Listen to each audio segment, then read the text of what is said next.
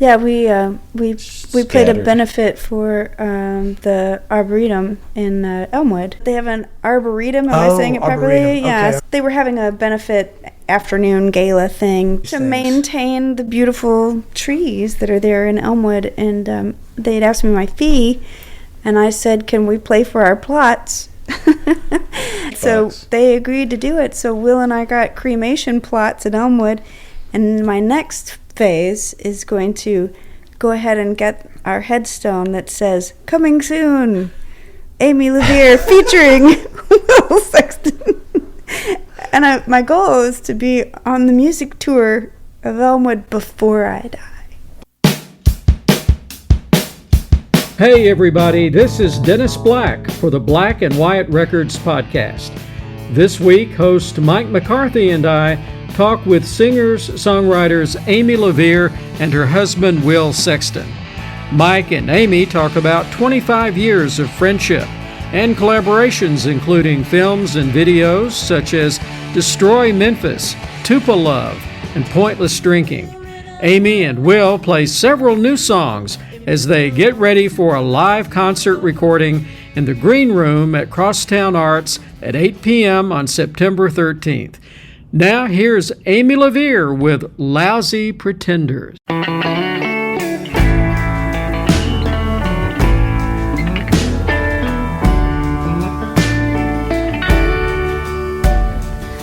I walk into a room, I smile and I say, pay no attention to the gloom. It's an overcast day. When I walk out of your life, know that I love you. I'm still thinking of you despite this person I like. I don't want to offend, Lord knows I'll bend. When I say that I love you, I'm straight. Lord knows it's true. There's someone inside you that makes me the woman I am. I'm a lousy pretender. You see through my lies. I'm a lousy pretender. It's a drugstore disguise. I'm a lousy pretender. Lies are my friends, and I need someone like me to share my unlikely future plans.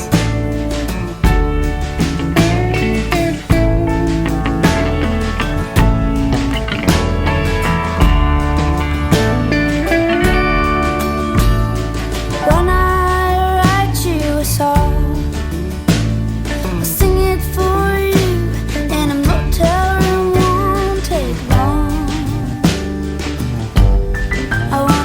My time. The words will all be sincere, but the look on my face can't fight back the memories and the tears, the decisions and fears. I don't want to offend, the Lord knows I'll bend. When I say that I love you, I'm straight.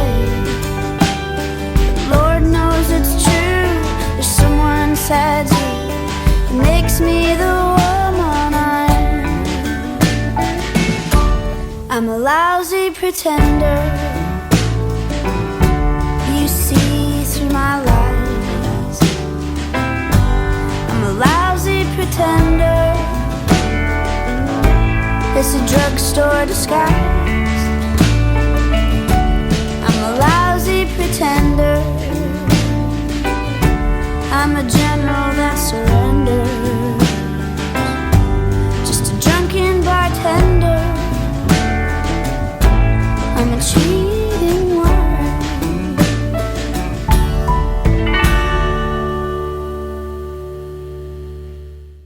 Okay. Don't touch that. Well, I think I just turned you up while I was turning you down. I'm going to turn myself down a little bit. Don't turn this into a comedy routine. Is that a bowl of condoms? Where are we? Are you trying to make me look away? Hot chocolate. It's hot chocolate? Oh. I guess you're wondering why I invited you here tonight. Yeah. It's hot chocolate that comes packaged in condoms. Hello, Amy LaVere. Well, good evening, Mike McCarthy. Hello, Will Sexton. Well, hello. Honestly, I have not seen y'all play in so long. I mean, there's a lot of things to talk about here as far as I don't know where you are artistically, both of you. I don't know if you've got a new record coming out. I haven't seen you live in a long time. Do you want to know? Tell me everything. I have a record that is almost completely done. It's totally been recorded. And There's then some. and then some. There's 14 songs. Oh, cool. And we have 2 more days in the studio next week. Where? At Delta Sonic. And I've got, all I have are like just those little troublesome tweaks where it's like, I hate where that guitar pops out right there. It's so, that, you know, that kind of stuff where we just need to go and tweak the mixes here and there. Johnny Dowd is drawn a little image for each. Sorry about that. I kicked the table. He's drawn a little image for each title of each song. Mm-hmm. So I think it's going to have kind of a comic book look to the outside of the record cover, which is going to be super cool.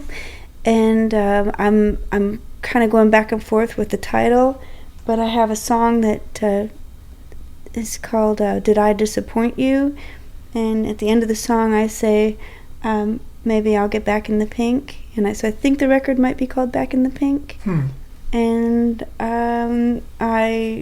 my old label, Archer Records, you know, Ward's all but retired.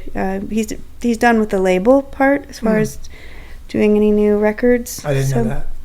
Yep, he's pretty much planting trees these days. And watching out for the aquifer.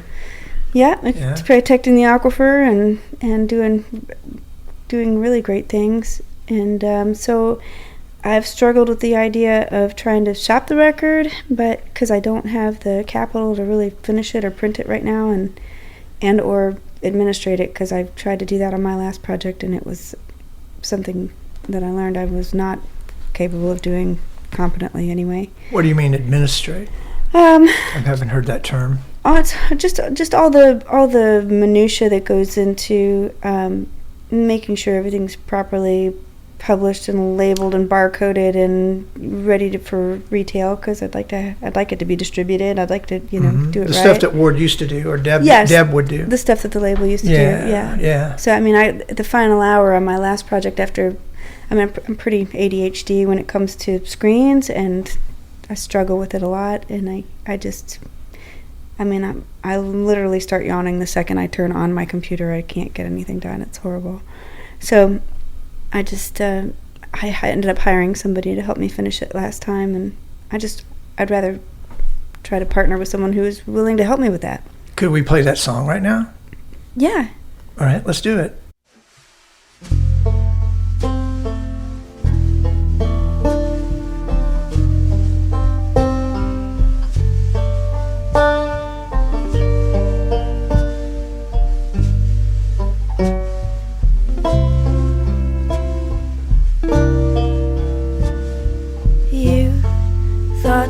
You knew just who I was and just what I do.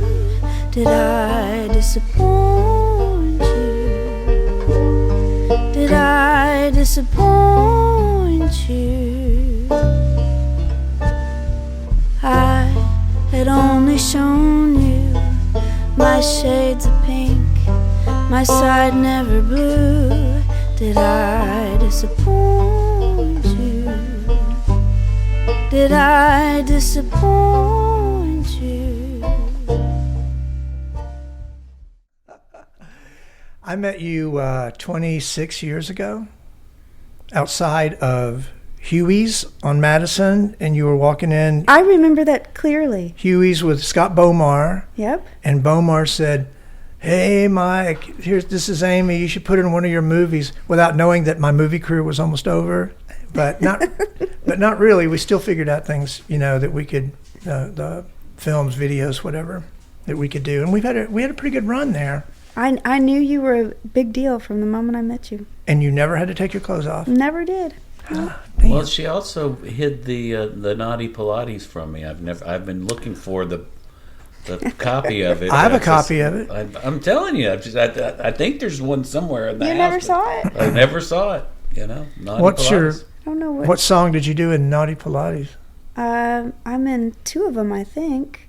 Songs and exercises? No, I just did the exercises. What were the exercises? Oh my God, one of them is so funny. I thought you were the naughty Pilates. I was the host. Oh. And I probably did some off-color material. Okay. Based on the last 20 years of overcorrection of pop culture. I'm sure I've been corrected at this point. I just remember one of them clearly. I did some sit-ups on the top of a piano trying to look cute, and it was just like the hardest thing I ever did in my life. In a corset. Did I disappoint you? I did sit-ups in a corset on top of a piano.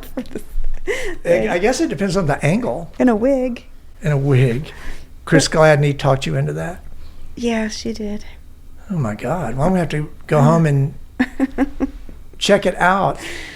And I think I was the only person who had never done Pilates who was trying to be in that education. It was an instructional video for those of you out there where we dressed in sort of burlesque costume and it's an instructional called Naughty Pilates. And now I know what to get Will for Christmas. Funny. So you have to go for the job, You can't say that you can't do something, right? Yeah, of course. Well, sure. What did Gladney pay you for that? I don't know. I don't know. Back then, she probably paid me in wine. I have no idea. Lord. So we met briefly. Y'all went in and into Huey's, and then I probably showed up at what the hell was it called? Poplar Lounge for the Gabe and Amy show, and I filmed some of that. And I don't know what happened to that. Maybe you have it. I don't know. So that was from like 2001, 2, I don't know, something like that. Yeah, probably 1. And you were playing, of course, with Misty, Christy. Everybody probably had their own. The Chislers, maybe. Yeah, I wasn't in the Chislers, just the Zippin'. No, I'm just saying the whole showcase. Oh, the show. Yeah, the whole thing. And then we did a video of Pointless Drinking. Yes. With Steve and Paul. We just interviewed Steve last week or 2 weeks ago. He, brought you up and all that. He was talking about all of his bands. And I'm like, well, this is a perfect segue. We'll be interviewing Amy. So we did Pointless Drinking, the video, on a very cold night or two in front of Joe's Liquor. And what's now the liquor store, restaurant. The Cove. Well, yeah, and inside the Cove. But remember there was a scene right in front of the painted Dark Eyes vodka mural that was on the side of it. It's now the liquor store restaurant. Yeah. It's on Broad down there too. Oh, I brought my bar from my house and set it in the middle of the street. Yeah. And Buddy Gray helped us and that crew. And do you remember Emmy was there? Yeah. Emmy said to tell you hello. Hello, Emmy. I told him I was going to talk to you tonight. I found some photographs, like a roll of photos from that making of, from the shoot. And I'm working on a Cigarette Girl Blu-ray, so I'll probably just park them in there as an Easter egg because it's the same time period, 2007. That's cool. I forgot that Hannah was like 8 years old, and she played the off-camera bartender. It's like she hands you a drink. And I'm like, I forgot that. Oh, so cute. Nice. So that was crazy. I remember that. Yeah. I did not remember that. And then we went to Tupelo and did Tupelove. Hey, where was that movie being shown at Graceland?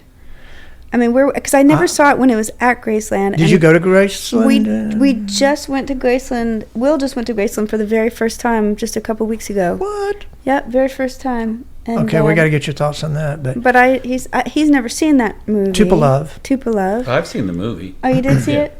But where did they show it at Graceland? It was like the little Bijou, whatever, mock retro cinema that they had across the street. But then when they remodeled everything, and I think for the better. Yeah. I mean, you guys were just there, right? Yeah. I had some disappointments. Did you really? Yeah. What? I did.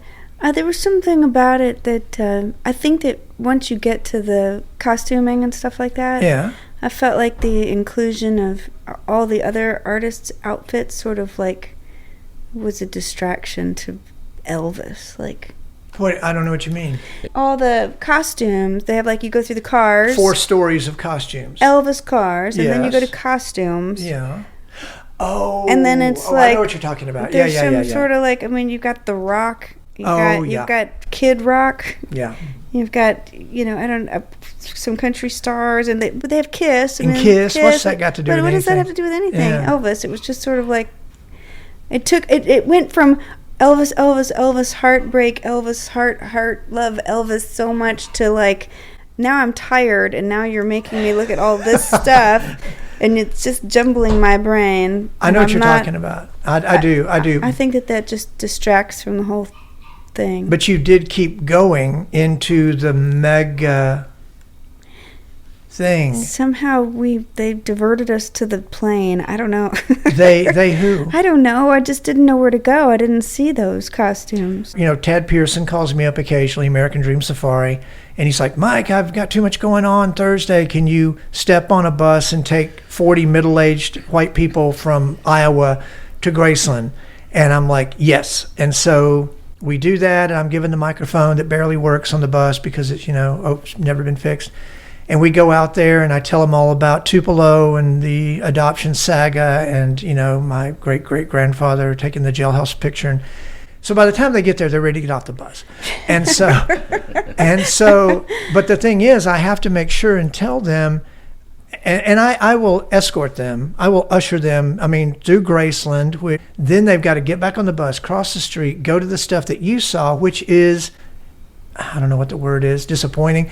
Did I disappoint you? It is. It's disappointing. The you? cars are cool, and then from the cars sure. on was just like, what is this ridiculousness? But the thing is, what they don't plan out very well is you have to keep walking through the doors to get to the magnificent things. Yeah, we didn't see any of that. The 68 comeback suit, all the Ascot period 68 comeback stuff, the 72 show, they have all that, and then you walk into a 4-storied room of Vegas, or not Vegas, but just costumes, and mostly Vegas.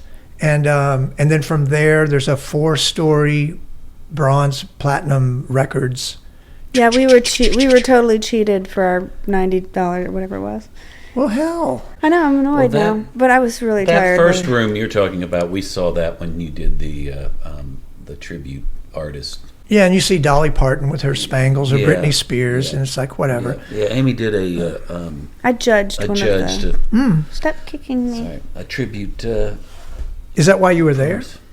No, we had some friends in from out of town that were recording at Phillips, and we took them there. Yeah, they went to Stax and... Yeah, I didn't go. Will took them to Stax and Son. Kristen Hobbs and I toured 25, how many was it? I'm adding on to it now. It's probably 20 Japanese folks through Memphis last August. And it's not that they were demanding, but they were very specific. And then they were here for 3 or 4 days, and we had to keep them completely busy, and they paid very well. And my God. And it's like, it's your opportunity to visit these hallowed places like the Eagle's Nest at Lamar and Winchester, and the mausoleum where Gladys and Elvis were interred before Elvis's body was attempted to be stolen, the super deep cuts. Okay, Mike, we're going to need you to take us on this tour. Pull up with a van load of Japanese people, and there's somebody that's giving you some bad news, and you're like, no, they can't. No, sorry. No, we're coming through. We're coming through the gate. But to answer your original question, Tupelove showed across the street, and then it wasn't showing anymore after the remodel, but I do like the remodel, other than that portal problem. But according to what I did hear from somebody, it played at Graceland across the street for over 7 years, which is longer than Rocky Horror. Or no, it's longer than El Topo played at the Elgin in New York. That's really great. And they say cult movies are dead. When they say. The only problem is like you would walk in there and it would be like 5 people and the volume would be like this. Yeah. And Amy's voice, well, maybe you should, like, what do you mean I changed my dress? And they're all like falling over. It's been a long day already, and And I almost want to get up there and just, voice it out louder. Like, hey, folks, I'm the director. No, seriously. At that El Topo movie, when we mixed my record called Stranger Me, Ward had just gotten this big screen for film editing in the studio that would come down. And I think we mixed for maybe 4 days or something, maybe 5 days, that record. But I put it on a loop.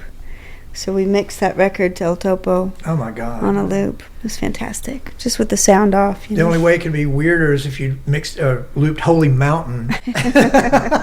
I saw that later. I didn't like it as much. Really? No, I way preferred. Because of the golden poop. I don't know. You remember the golden poop? I don't remember it. Well, if you want to talk Holy Mountain, then we can talk about the golden poop. But okay, whatever. Alfonso Arau. Does that name ring a bell? So he was the bad guy in The Three Amigos. Oh. You've seen that movie, yeah. No doubt. So he came to town to direct A Painted House, the Grisham novel, in Arkansas. And, of course, somehow I got on the gig doing storyboards. And so I didn't know anything about, you know how like you don't know about somebody and then you get a quick awakening while you're actually talking to them and realize what an idiot you are. So that kind of happened with me and Alfonso. So he's like, let us go out and eat and discuss this movie and the drawings you're going to make, the magnificent drawings. And I'm like, okay. So I'm like, where do you want to go? And he's like, Spaghetti Warehouse, because it was near the little condo thing. And so we go to Spaghetti Warehouse with his cinematographer, and he's talking, and eventually he mentions Jodorowsky, and then he mentions El Topo, and I'm like, whoa, what did you say? And he's like, oh, I'm friends with Jodorowsky. I helped him make El Topo. And I'm like, okay. And my jaw is like, hit the spaghetti. Yeah. and he goes, I was in the room with John Lennon when he wrote him $100,000 check. And so after that, I was just like, whatever you say, Mr. Arau. Wow. And he was very cool. He was very cool. So, Will, there was a restaurant called Spaghetti Warehouse in Memphis down near the river. 2 words you don't want to put together. Yeah, there was one of those in Austin. Did it have a swing and a brass bed inside of it? Really? Yeah. I do remember that. What was that? I thought it was just kind of like a weird funhouse sort of situation going on inside that spaghetti restaurant. In a box of chocolate condoms. It was weird. It's very weird. Where was the mausoleum? Oh, it's on Elvis Presley Boulevard. It's right up from Graceland. And who tried to steal the body? Oh my God. This could be a cool movie. Like, potentially. 3 dudes that didn't have anything going on, and they hatched a plan to take the body, Elvis's body, from the mausoleum. Now, the question arises, well, while you're there, you might as well get Gladys too, right?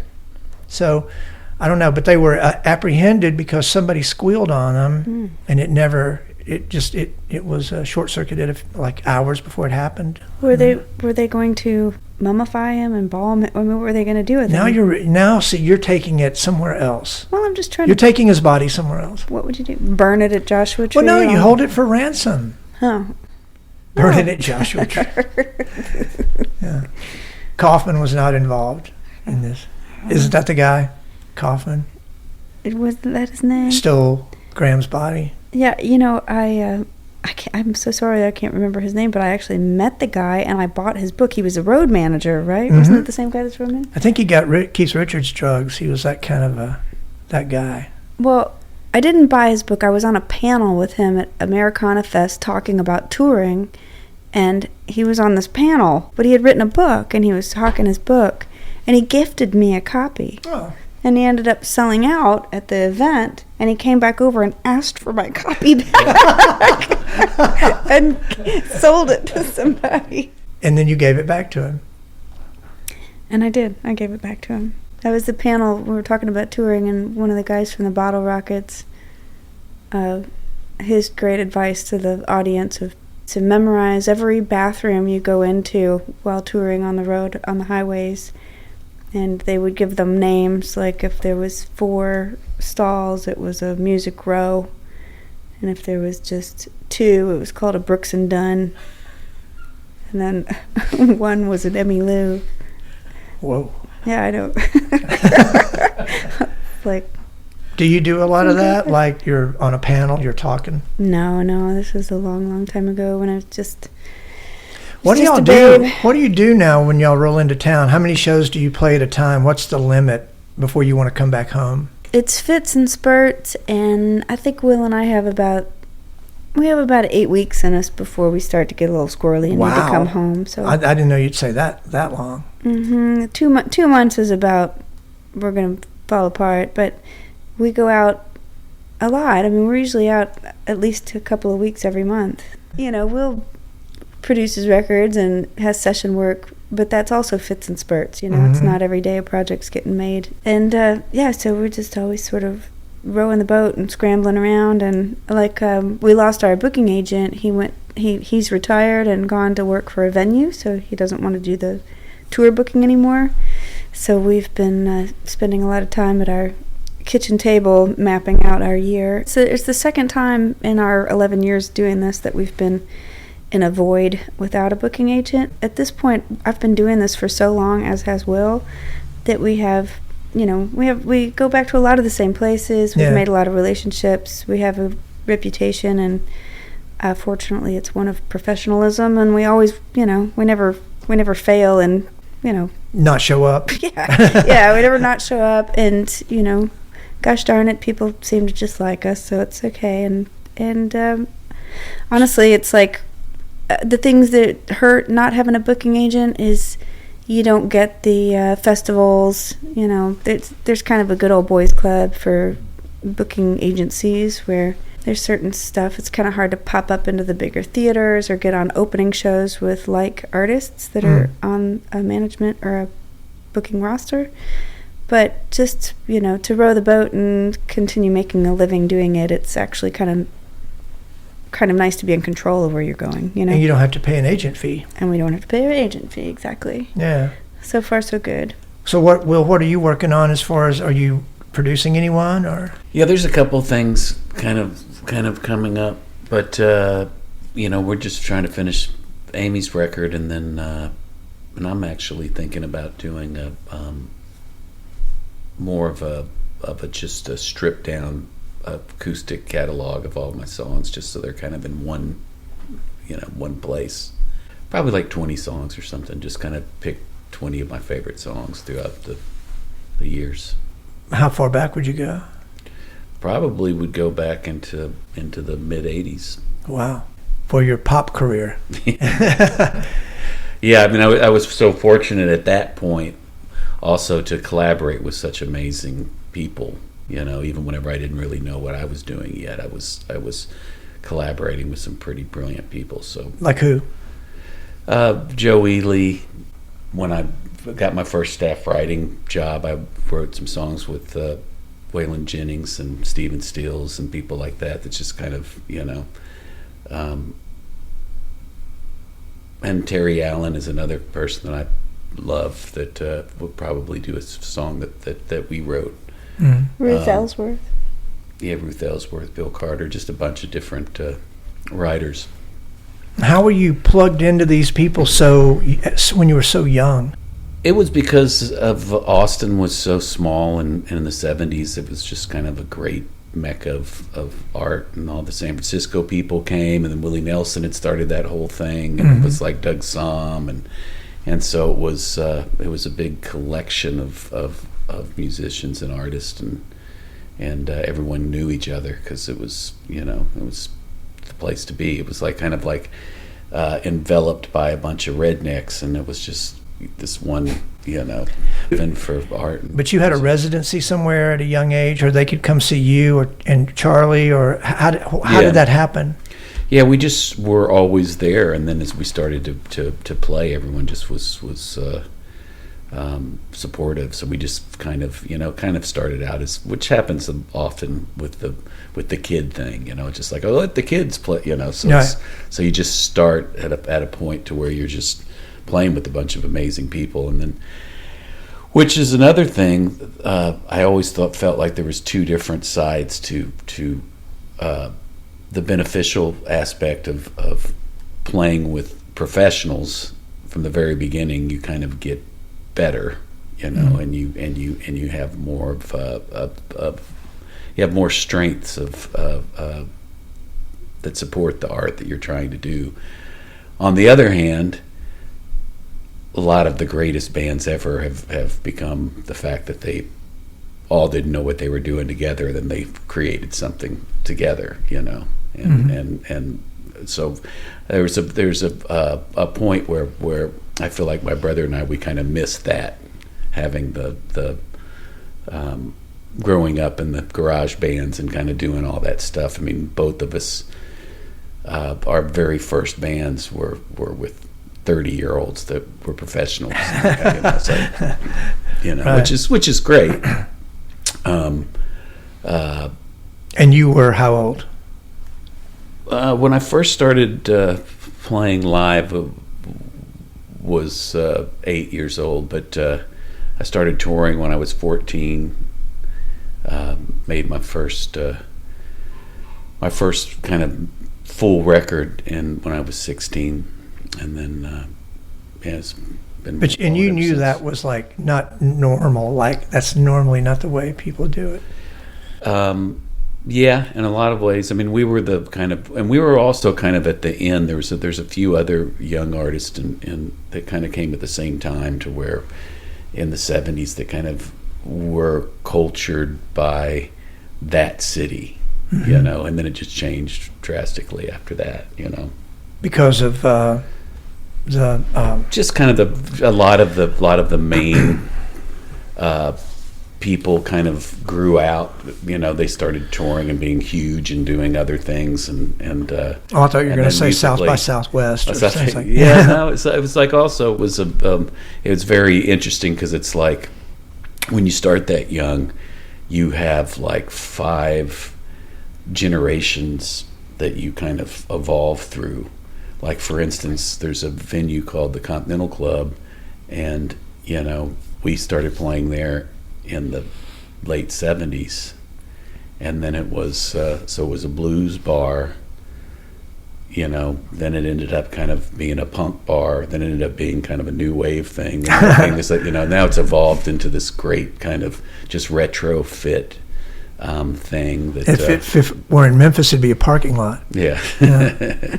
Well, fortunately, the proprietor of that particular place has another venue and restaurant. He kind of cultivated that whole area of Congress and turned it into like a really special place, you know. Do you guys try to go to Austin at least once a year, or you go more than once, or We're often. there every other month. every Yeah. other month? That's a Yeah. mainstay. Yeah, it's a grandbaby recently. Oh, Yeah, so- yeah, you got lots of reasons to go there. Yeah, Will's parents both are there, and his kids, and Mhm. now the grandbaby. So we try to, and of course, you know, Will's got a great fan base there, so it makes sense to go and Mm-hmm. play there at least quarterly. It also reminds me of just how much I love living in Memphis too. It's just like the lack of traffic, the housing, you know, feel very comfortable, and it's like one of the things that I've continuously said about Memphis for me is that it's just created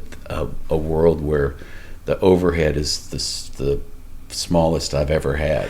And That's I can true. actually create more art than I used to, and I used to just be very stressed, you know, at figuring things out. And here it just seems to kind of like, it's just, you know, I mean, granted, I've been doing it a lot longer. You know, I think you than have a it good is. wife too. Yeah, exactly. When did it hit you? like you've lived here since '99, right? Yeah. You haven't lived anywhere else. Nope. So I mean, there was a little stint down there in Texas in the summer of 2004, but that was about it. Yeah. And you don't think about moving, or y'all don't think about going back to Austin?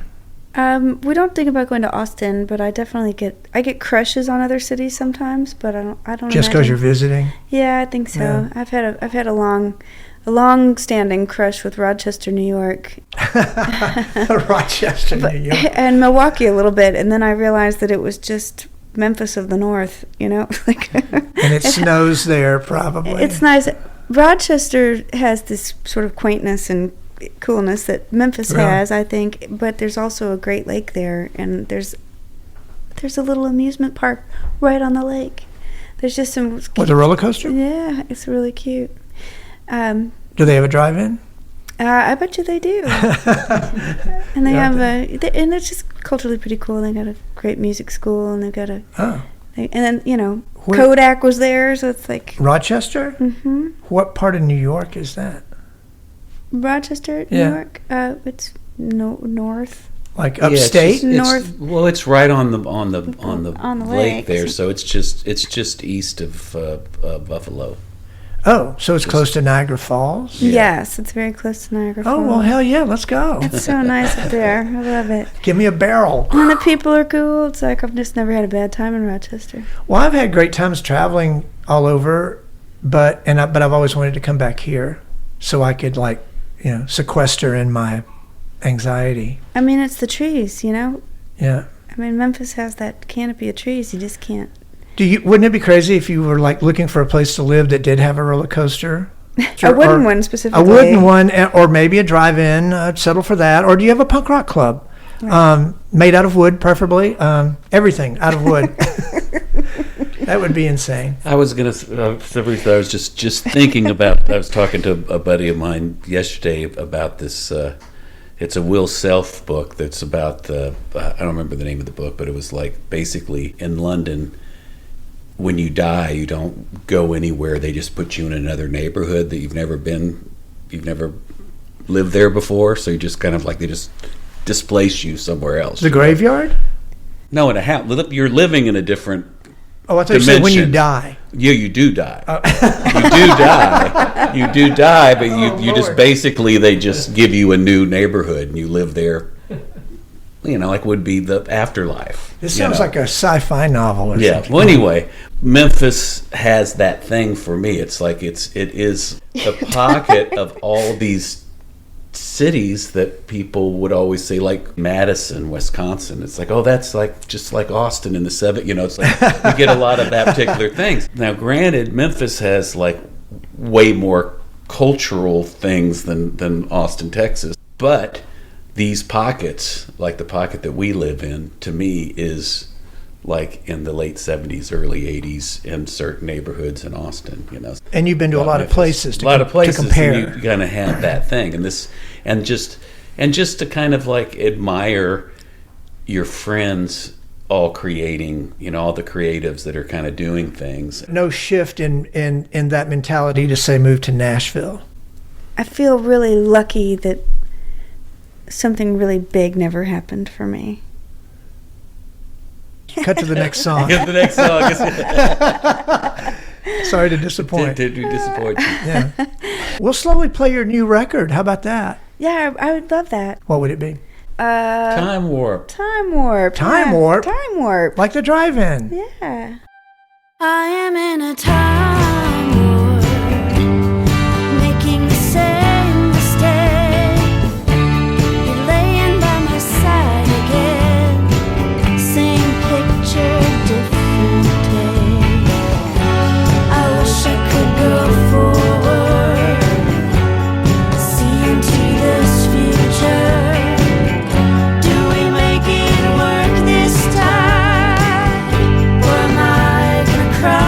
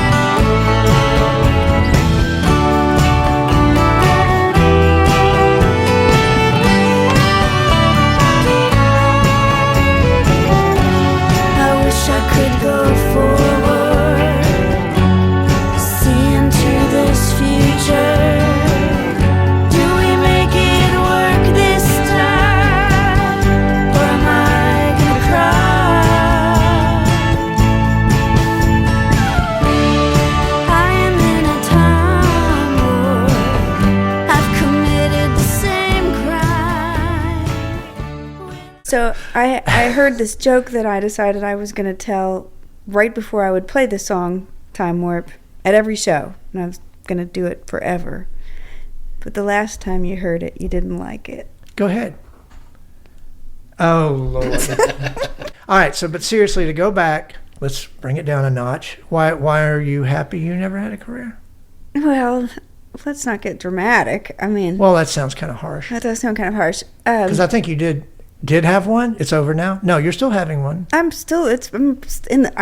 the same boat. Until tonight. I'm in the exact same boat I was in since like my second record. Oh, brother. No. You were the darling. I mean, after that second record, you were on the cover of Memphis magazine and you were on TV. I think maybe I'm conflating the records as they happened. The stuff with Steve, that period, you're on national television and so forth.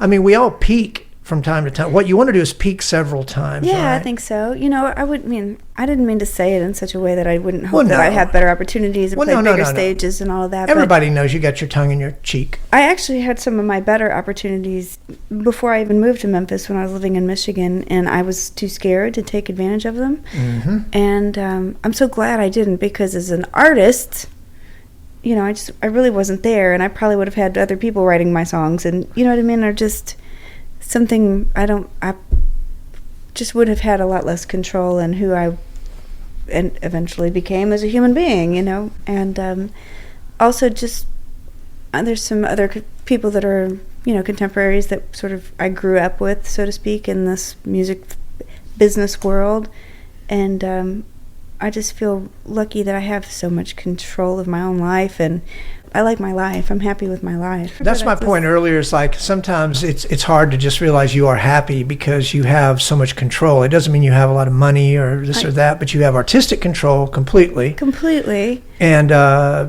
you know, we've had different relationship situations, and those things make you deeper. And Will has a quote that he said, whose quote was it that you used about using your genius for your life and your... Oscar Wilde. I use my genius for my life and my talent for my art? Or what is the quote? I don't know. When someone's telling you the quote? Telling me the wrong quote. But that is the whole point. What is success? You know, because at some point in your life, you meet a lot of people that are more interested in you being successful than you even are. You know, it's just like kind of like they have this whole particular I've thing. never met those people. Never met those people. And what exactly is success? You know. Yeah. Well, also shelf life. You know, flash in the pans are just that. Listening to you play, I hear shelf life. And that's why it is important to have records and physical artifacts and things for the far-flung future. Yeah, in this world, in the music world right now, as people with record labels probably know, it's never been harder to sell a physical product. But without it, you're irrelevant in the genre, in the business. You know, it's like it's become this for us anyway. Well, it's this very expensive calling card. You know, that you hope gets some press and somebody downloads one of the songs they like on Spotify and then comes to a show. What year did your last record come out?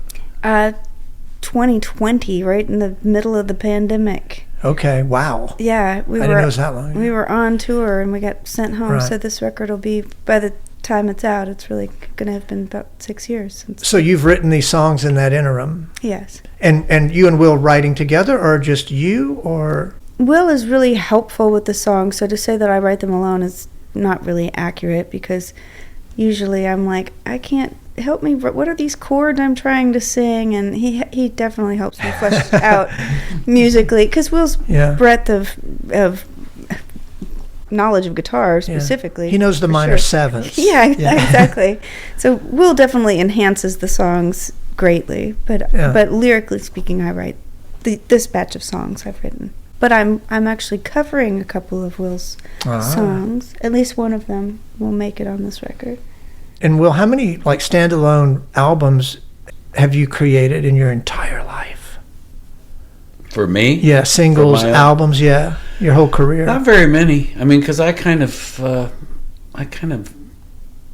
was busy working on other projects for other people. I mean, I just for most of my life has been doing that, spending my energy helping other people create stuff. So that's why you'd want to have a vinyl, hopefully vinyl, compendium best of. Yeah, exactly. Also, just because for having something stripped down and so on and so forth, to where it's like whenever I want to do solo gigs, it's something that it's all there. So it's just like, it's just so you'd re-record all the... Yeah. I was aware that Will had made 4 records. That's what I knew about, was 4 records. And then we went and we played this show in Italy, and this collector of all things Will Sexton came, and he set up this giant table of all these 45s and bootlegs and records and... Yeah, so I mean, at one point I was... Did you take a picture? I hope so, somewhere. I used to live in the studio, so it was like, and would write a song about every day for years, so it's like there's countless songs, but it's just like the Brill Building. It's just like, so you saw things in Italy that day that you hadn't even seen before, probably. I had seen that stuff. But he doesn't have it. Right. It doesn't exist in my house. It's not on a shelf. No. It's the other thing too. It's one of the reasons why I opted to not be an artist myself as a front person, because I just move on to whatever it is I'm doing next. Mm-hmm. It's like I can't do something and go, I'm gonna do this for 2 years of these. So it's just like I basically finish a song, finish a recording, whatever it is, and then I'm just already into something else. Have you started on this idea for the album that you have? I've been getting the songs together, but again, it would be the one thing that probably wouldn't drive me completely crazy, because all the choices you could make on a production aesthetic. Can we play one of those now? What would you play? Oh, I would probably play Nick the Fiddler. Sounds kind of dirty. Is that a limerick? Yeah, that was. He has a song. Will has this song that makes me laugh so hard. It's actually a pretty sincere song, but it's called Nick the Fiddler. Yeah, it was a record that I started working on that was kind of finished at one point, but it was about this interest. I was interested in all these like weird American eclectic people, kind of oddballs, and I realized that a lot of people all lived in Watertown, New York, in that same near Rochester. Yeah, by Rochester. But it was like, I had this thought, like, wow, that would be so weird if all those guys were like in that town. Wait a minute. There for a while. We got to work together on something. Exactly. So it's like, I wrote a piece about 8 different characters, and they all kind of went with the song and stuff. And that's Nick the Fiddler? Nick was one of them, yeah. I will say he rhymes the word heard with fiddler. Have you heard of Nick the Fiddler? Fiddler. We're a week away from closing that chapter of finishing this record with Amy, and I pretty much every time I'm working on something, that's where all my attention's going. So right, yeah. Which means you're not working on your thing. I'm not even coming up with what song I would want to play. So we couldn't even play. You couldn't even think of something. No. Okay. All right. No, we could just give one of this. We'll do one of the songs that Amy and I did on her record. Okay. What would that be? Oh, you mean one of her covers of her songs? It'll be probably Mr. Funny Business. Mr. Funny Business, yeah.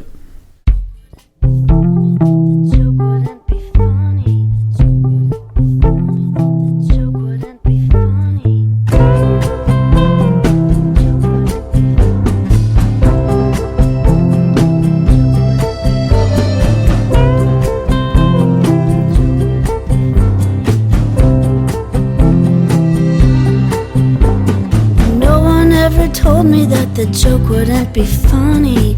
Ooh, I couldn't have bought a bigger flop for no amount of money. Ooh, I botched it up real bad this time. Before I knew it, I was in the punchline. It's true. If disaster had a guest list, you'd be the first one on it. Hey, Mr. Funny Business.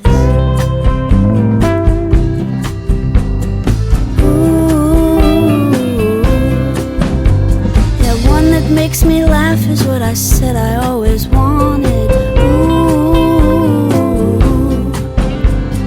not some clown without routine whose head is surely haunted. Ooh,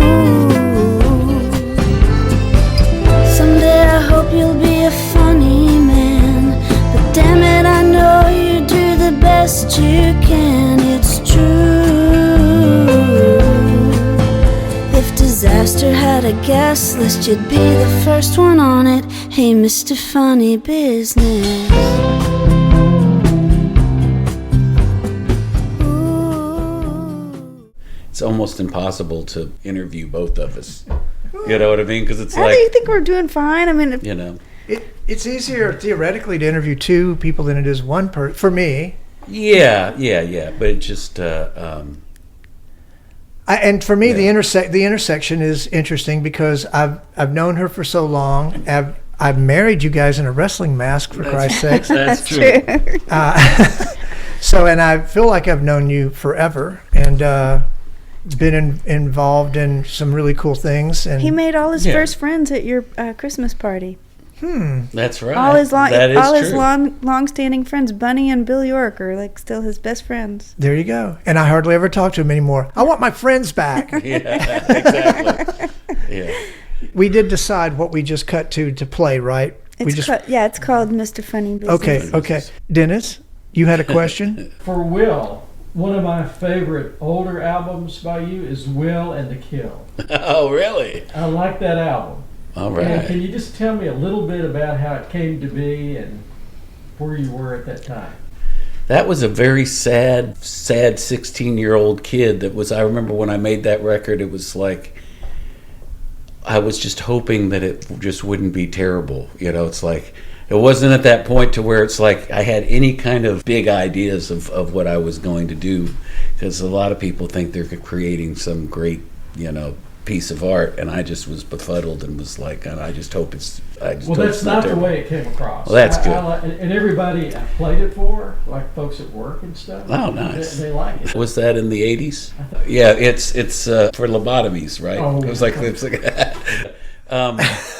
but the great thing about that, the aforementioned old songs of what I was talking about were with Joe Ely. Those were those songs. Ely had been really excited about the initial demos that we did because we recorded so much stuff and it was really, really fun. And it was rougher, you know, more garagey. What is the word for that? A lo-fi. Yeah. And the thing that was so kind of punk rock about that particular exchange, I hired Joe Ely, who came to my very first gig at the Continental Club. So I was like, obviously he should be the guy to do it. He's been there since the very beginning when I first started doing this thing. He was very supportive. Well, he was just dropped from MCA, and he had been on there for a decade or whatever it was. Gave him all this money to do all this stuff, and then they just had gotten rid of him, and then they just had to write him a big check, right? to produce my record. So I hired him. So it's just like kind of like they were pissed off. They were like, maybe anybody. It's like, no, he's the guy. So it's like, just write that check. Well, it's a really good album. Thank you. So if we were going to play a song from that, I think it would be All Just to Get to You.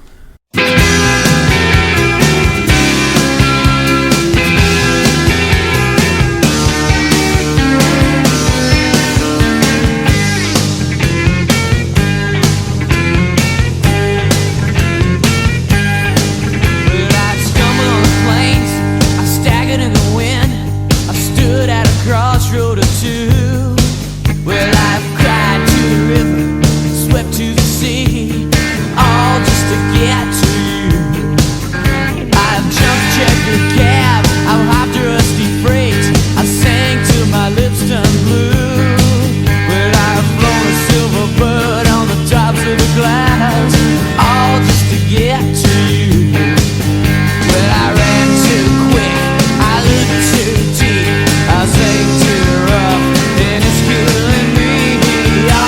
to get to you. But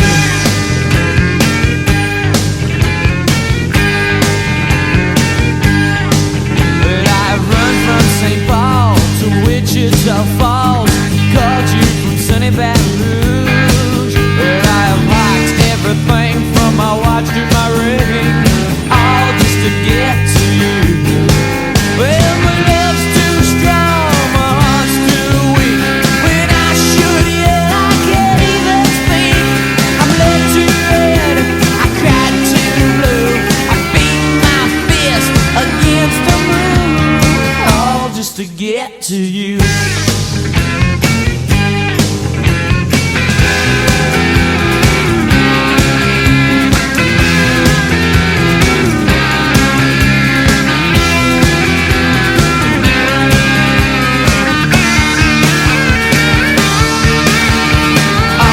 To get to you. Well,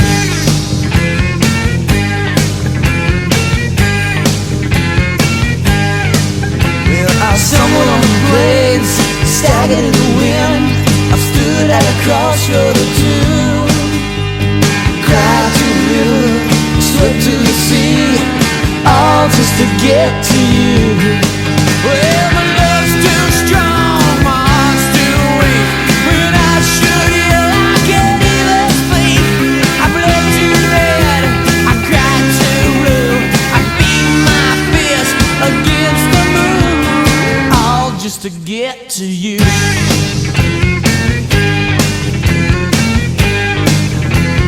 All just to get to you.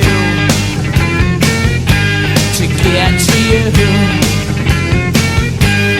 Get to you.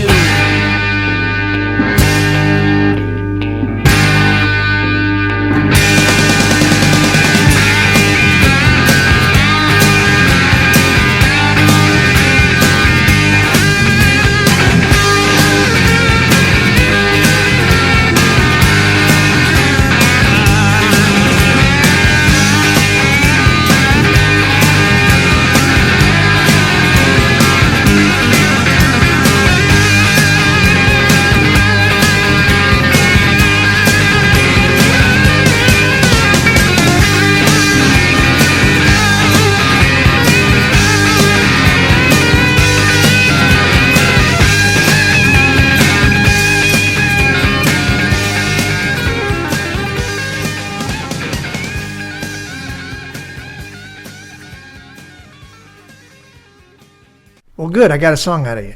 God, it's like pulling teeth. It's a good song. One of my favorite records by Amy is Stranger Me.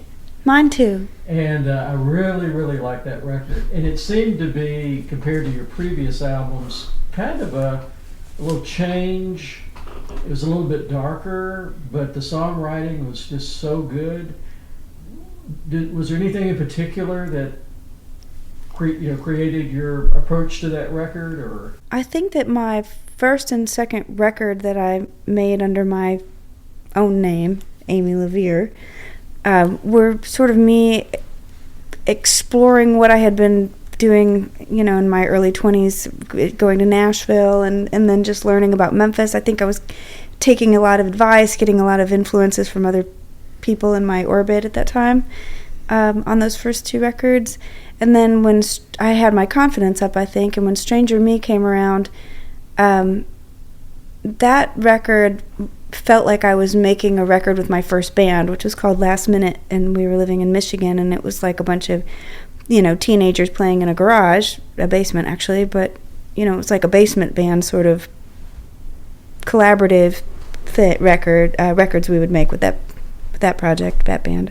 And so coming back to Stranger Me, the material I was writing, I think, was more, it's just more pop, it was more creative, less boxed in songs, you know what I mean? I think it was a little wilder songwriting, felt more youthful, and I was fortunate enough to work with a producer named Craig Silvey, who was kind of like-minded he was just like-minded in the creative process. It's like I felt really free, and it was a really fun record to make. It wasn't pressured. I felt really good about the material going into it. It's still my favorite record. I was just in a really, really good place when that record was being made. It's still my favorite record. I have a song from that album, the Riverbank. Oh, yeah, that song actually was written by Christy White. Oh, okay. I didn't realize that. Oh, but that's not on that record. It's called Red Banks. Red Banks. It's on that record? Mm-hmm. Okay, I thought it was on the one before. Yeah, let's play it.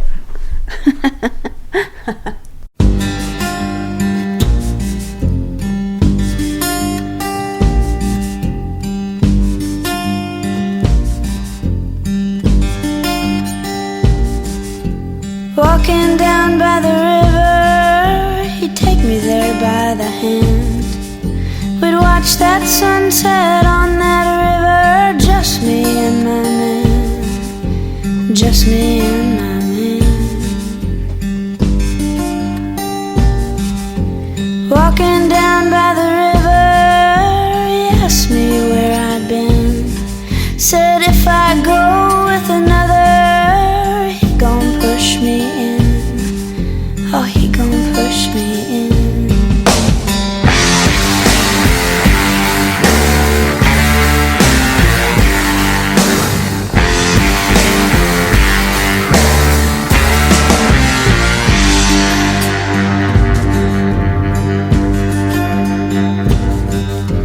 Walking down by the red bank, I found a skipping stone.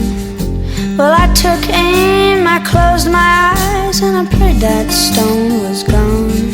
Oh, I prayed that stone was gone. I thought about trying to hide, I thought about running away. I thought about digging 6 feet deep down in the Mississippi clay. We made a hole in the river, he weighed that water down. He made a hole in the river, he didn't make no sound. No, he didn't make no sound.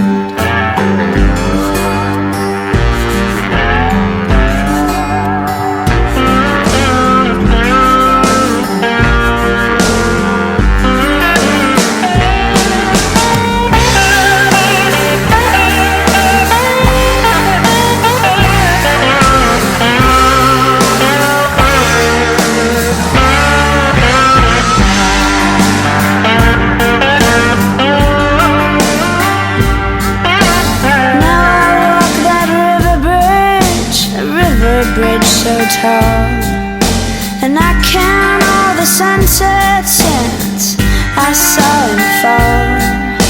Since I saw him fall, oh, he made a hole in the river, he weighed that water down. He made a hole in the river, he didn't make no sound. No, I didn't push him in. No, I didn't push him in. No, I didn't push him in. Lord, he'd have killed me if I did. He'd have killed me if I did.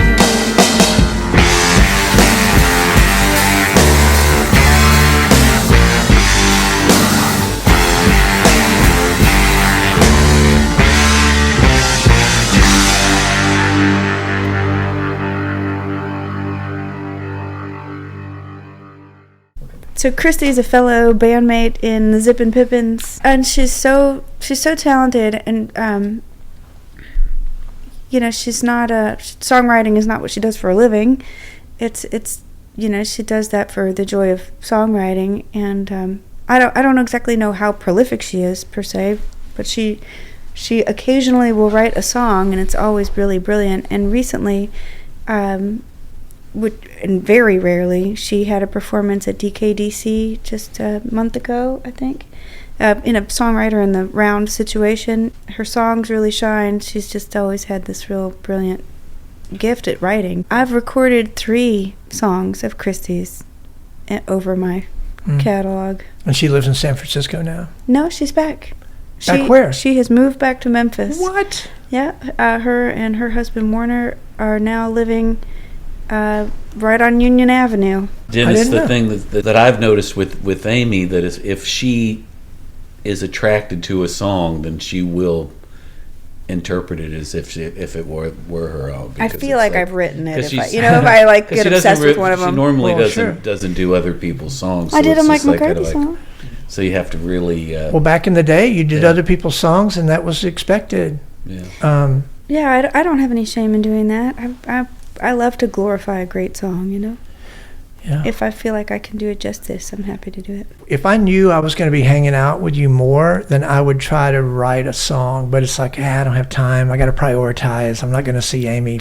God, she's on the road 2 months. She's gone. Get your phone out with your voice app and you hum something while you're taking a walk. And if you listen to it later and it doesn't suck, it's Well, like, that was interesting because Runaway's Diary record, your song Yeah. and the Lennon song, Yeah. it's all within her storyline. I'm so proud It kind of of that. had to be in the, I even got some royalty checks for like $1.50.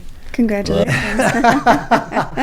The power of Archer music. Yeah, that was a way I like to go about making a record. Is it only makes sense to me, like Runaway's Diary. It's a storyline to me. It's like you're making a record. You Sure. make a storyline, A concept. A concept. I wanted to take a photo of you for that particular cover. I wanted to take a picture of you at the bus station on Union Avenue. Of course, not there anymore. Are you coming? Are you going? And of course, there'd be a lot of luggage there. I need some photographs. Are you a photographer? Yes. Do you have a good camera? Oh, yeah. You might have a job. I can run out and get one, honestly. I'm a terrible subject for photographs. I just am so impatient. Must be and why I've exploited you 4 or 5 insecure. times. I hate it so much. So wait, you want to go with a photo for the new record? I don't think so. Oh. But I need photos for the record. For the back cover or? For the campaign. Like you out doing things with your hands? Yeah, I think. Watering the flowers, petting the dog. Right. Yeah, okay. While wearing the thing that you wore in Naughty Pilates? Something like that. Okay, cool. We'll go back to the location of the piano. That was in Ernestine and Hazel's. There you go. And is it still there? Yes, it is. I haven't been in there. I haven't been in there since they went up like $2 on their hamburger. It looks the same. The hamburger? Well, it looks the same. They took out the pool table, and they now have bands play there. And hard liquor. And they have hard liquor. That's now. why we have the podcast, so we can find out things, because we Right. don't go out anymore. Okay, so tell me some more about the new record. This has been a really hard record for me to write, because I feel like since 2020, I had the pandemic kind of broke my heart in a way. What's how you make your living? It's how I make my living. I think the political landscape, just the vibration in the world has just not been my... Well, I don't know. the whole decade's been a shit show. It's just been a terrible 5 years for me. It's halfway over. It's been rough. And my kids were John was growing up through that and trying to get out of high school. That's my bad angle on it. Yeah. I'm sorry, go ahead. Well, just artistically speaking, it's taken me a really long time to sort of let go of not feeling like I can meet the moment. Like I can't speak to what's happening politically. I can't speak to what's happening in this world. And I think it's a mistake too. And I think so too, and I think I've always known it was, but I just wanted so badly to have some sort of wrangle on it enough to be some sort of, I mean, profit's a big word, but just speak to it artistically. And I've had to finally let go of whatever that self-importance that I tried just completely. Self-importance?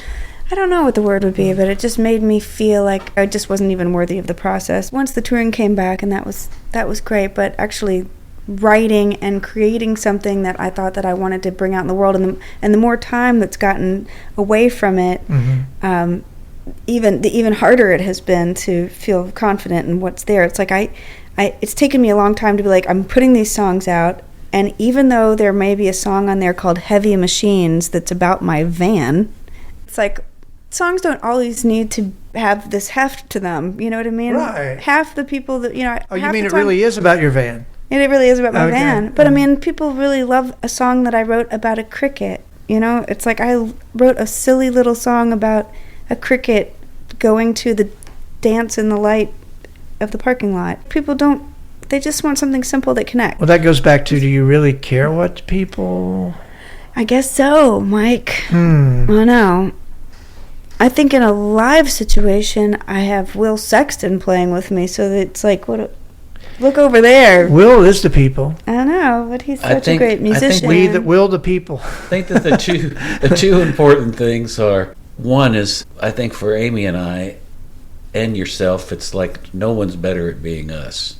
Right. You know what I mean? It's like kind of like, it's like some people just have identity issues. I don't think we have that. But someone early on in your life, before you even knew who you were, someone was trying to pay you to be you, and you didn't even know who you were yet. Yeah, that's true. But but the point being, where we're at now, that's what you have. And also, I always have the privilege of knowing that more people would rather me create art for them or with them than anyone would want me to burn their cheeseburger or there's nothing else that anyone's really wanting me to do. I'm getting hungry. You know? It's like no, I've tried to do things and people have let me go in no short order. Exactly. So okay, we're going to play Heavy Machine. It's not actually made. It's a twin spin. Nick the Fiddler and Heavy Machine. Oh my God, you guys are setting me up for songs we can't play. Jesus. No, Heavy Machine, it's a demo. It's not even actually on the record. I'm not. All the better. I wrote a song in the great tradition of stalker songs. You know, like Midnight Rambler? Every Breath You Take. You know. Okay, is that a stalker song? Okay, I guess I'll it is. be watching you. Yeah. Yeah, so this is an example of a song that no one ever needed to write. It's just one more stalker song, and it's called Tiger Lover. And it's about a woman that some guy has a one-night stand with her, and she thinks it's love. And so this is Tiger Lover.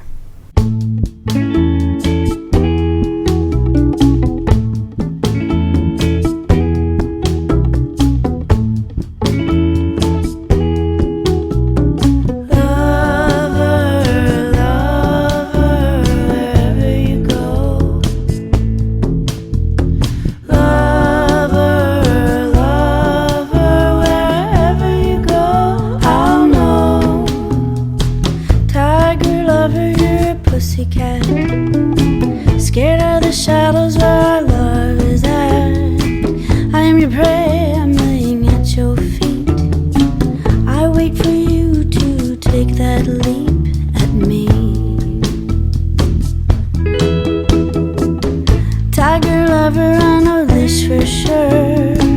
I'm gonna be everywhere you turn. Don't try to run, my grip won't fail. I'm holding tightly to your tail. Lover, lover, wherever you go. Lover, lover, wherever you go, I'll know. Passionate lover, I can feel your wish. Even though you say it's just a one-time trust, I see your lines, but I read in between. I know you don't mean to be so mean to me. Passionate lover, no, I won't let you free. I know that we are meant to be. I'd swim to you if your ship set sail. I'd follow you down any trail.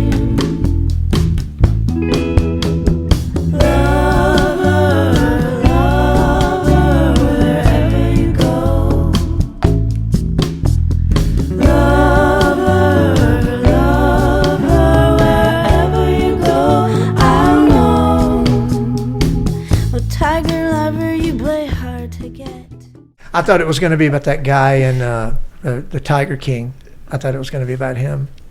You know what I'm talking about? I totally know what you're talking about, and I actually the mullet guy. During the pandemic, when we all watched it as a collective in the whole world, I think Will and I had started doing our live streams, and I covered the Tiger King. Because I think Jimbo did. That's when didn't Jimbo do? Someone did it. I think first. Jimbo. Yeah, and Jimbo probably did it. It's like, oh, we'll join them with our version. Our version of the So Dennis and I came over and we filmed you guys in your driveway, and that was the COVID maybe one of the first things, maybe you guys streamed that or something. I don't know what happened to it. It was on Vimeo, and it was the Levitt Foundation who ran the shell. They apparently have a series. Since you couldn't play the shell, they had you play it in the driveway, and Mike and I captured that. It's still on there. I don't remember. Nice. I don't remember that. And we played in the driveway a lot. And I played that for I hope you don't mind, but I played that for friends, and everybody loves it. Thank you. Nice. Cool. Yeah, you can share it with everybody. We all joked about that. We did a live stream in the kitchen, in the bathroom, and the Every bedroom, room in the house twice over. in And the the neat backyard. thing was, you did almost all of them on one take. We did all of them on all one on one take. take, and they all sounded flawless. I hated those things so much.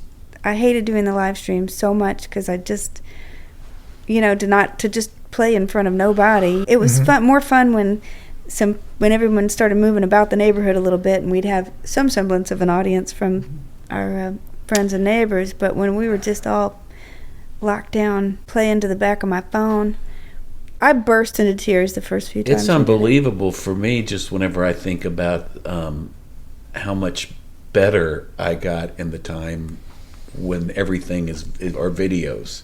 I know that there was 30 years of me playing and never seeing video or having content, some live record, recordings, what have you.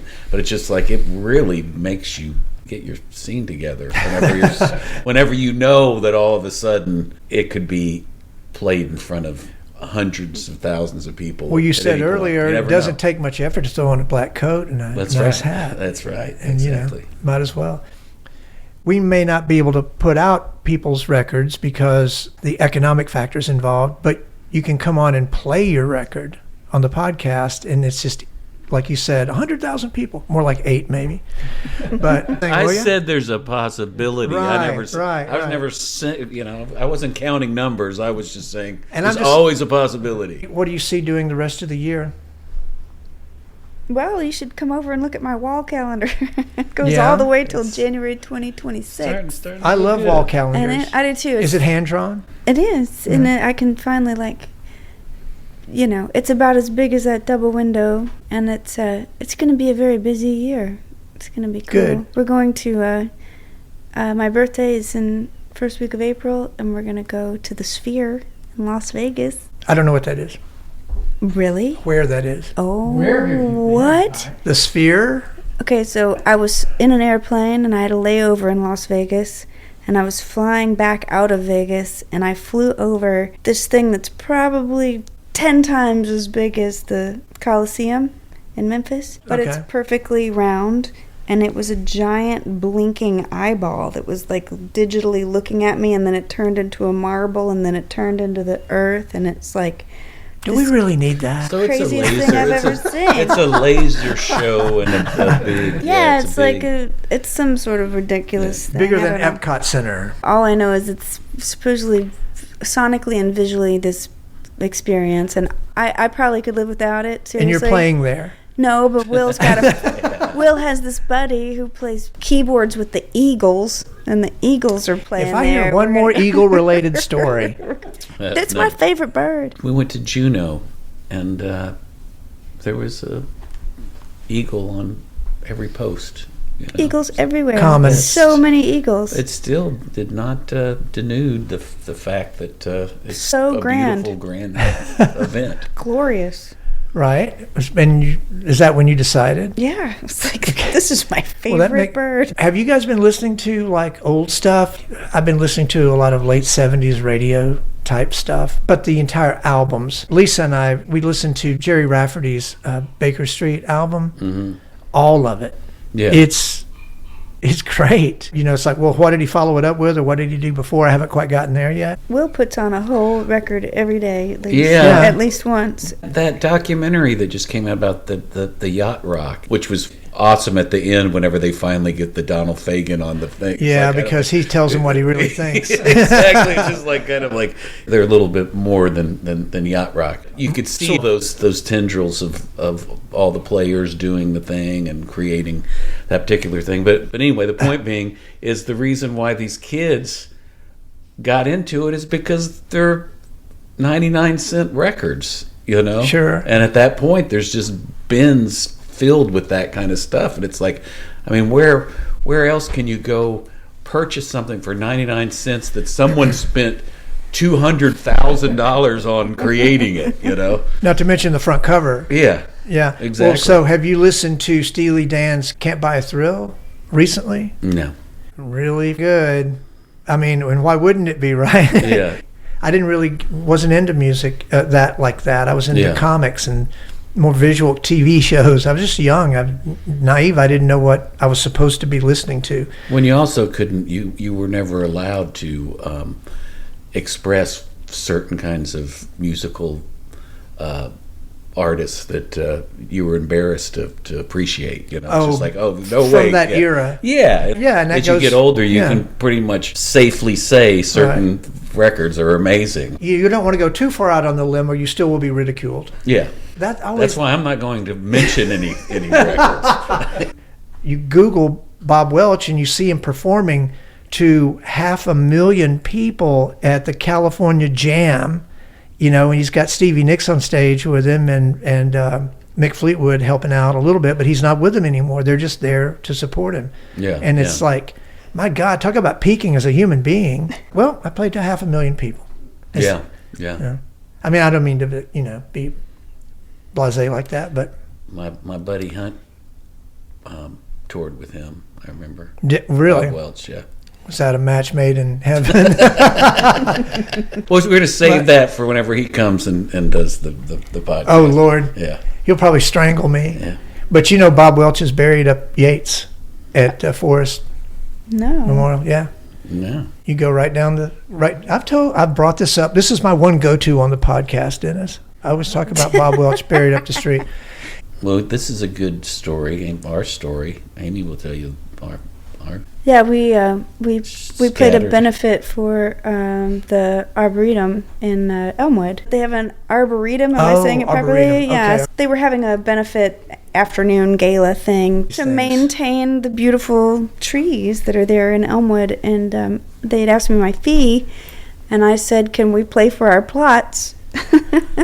Seriously? Seriously, and. It's a very small plot. There's a song title right there. Play for my plot. We played for our plot, so we're being cremated. So they agreed to do it. So Will and I got cremation plots at Elmwood, and my next phase is going to go ahead and get our headstone that says "Coming soon, Amy LaVere featuring Will Sexton." And my goal is to be on the music tour of Elmwood before I die. Wow. Well, so not live. Not live. People that I actually knew that are going to be buried at Elmwood. Here they are, ladies and gentlemen. When I found out the identity of my father, and then I found out he was cremated, but then I found out his ashes haven't been, buried or scattered or whatever. I don't really want to be buried there. I just wanted the marker. But anyway, sorry, I didn't mean to interrupt. I'm not going to put that in the podcast. Because now it's just lame. Yeah. I know, sorry. When his dog died, they cremated the dog and mixed the dog's ashes with my father's. So I'm like... Yeah. So I guess... I was just wondering, so basically with our dog, how would you go about stuffing Isla and then dipping her, kind of make a bronze out of, Is that what you want to do? Maybe. I mean, okay. Just dip it. Ooh, and make it on the on the tombstone. Yeah. Or mount bronze, like baby shoes. Yeah. Except it's a dog. Exactly. It's a little dog. I can't help you there. You have to check. Is it a dip process? Or it's a sheep dip. Yeah. I don't know about dogs. Now we're back to JFK again. When Guy Clark died, he gave Terry Allen his ashes. I mean, he didn't he had his ashes Terry Allen got Guy Clark's ashes, and he incorporated them into a sculpture of this beautiful raven. So I thought that was kind of cool. And Rick Steff has the ashes of his dogs tattooed into his arm. Dang. I know. So if you knew that you were going to have a part amputated, like unfortunately, could you go ahead and cremate that part and just keep it on the mantle in waiting for the rest of your body? I don't think that they will, because my stepmother just had her hip replaced and my dad asked for the bone for his weird bone collection. They said no. Cut to a song. That's a true story. Oh my God. You didn't write a song about that. Too bad. Excellent opportunity missed. I wanted to get your thoughts on this previous weekend about being at the screening of Destroy Memphis, the rise and fall of a roller coaster and the ups and downs of a girl band, or vice versa. After 20 years of that bullshit, I know the Q&A was kind of maybe typical or whatever. I don't know if you had some thoughts. I kind of had an emotional, I felt bad. I felt bad about it later, and I still feel bad about it. I've never gotten upset, or what's the word? Well, let me just say the documentary is a triumph, and after I saw it, I went and I spoke, ran into several people, and I just blathered on about it because I think it's so well done, and it was lost on me maybe in. Well, I'm not here to fish for compliments. Well, on the no. documentary. Let me finish. But also having seen it only maybe twice before, and possibly only once, this time. And it's been at least, I don't know, 7 or 8, maybe 10 years since I saw it last. We showed it in 2016. 2016. Yeah, so it's been almost 9 years. Okay. So I saw it then as well. And I feel like it still was a loss. Like we lost, you know what I mean? But you could see it in us on screen. That was 20 years ago as well.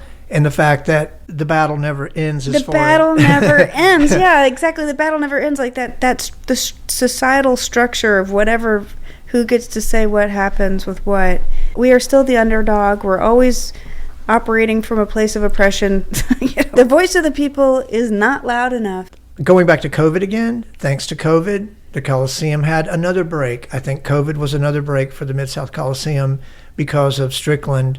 It was a break for the Coliseum. So, well, that's good. It's there. It's great. I flew over it the other day too. It's like, there it is. Not as impressive as the Sphere. Not quite as not as shocking as the Sphere anyway. But yeah, it's still nice that it's there. What do you think about the current administration? And do you follow Paul Young or Lee Harris, or do you think that they're too busy with more important things right now, crime or whatever the perceptions are?